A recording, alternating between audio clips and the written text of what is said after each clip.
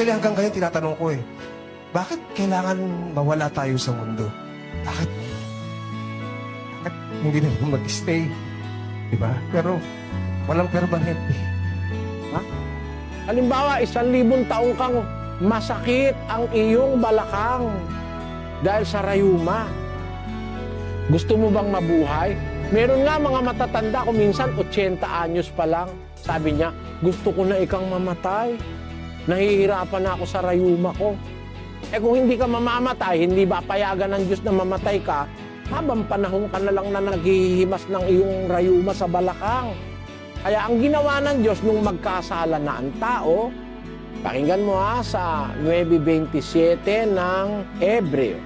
At kung paanong itinakda sa mga tao ang mamatay na minsan at pagkatapos nito ay ang paghuhukom. Ayon, ang sabi ng Biblia, tinalaga ng Diyos, it was ordained by God na ang tao mamatay. Kasi kung hindi ka nga mamamatay, ang mangyayari, mahihirapan kang matagal na panahon.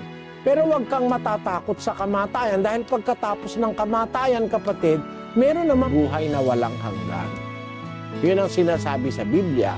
Kaya kailangan sumunod tayo sa Diyos. Yun lang naman ang kondisyon ng Diyos That is what He is asking for from us. Let us follow Him and obey Him, serve Him with our hearts and with our minds and with our souls, and to keep His commandments, and He will give us eternal life. Ang problema kasi ngayon, yung kamatayan maaalis yun dahil bibigyan tayo ng buhay na walang hanggan.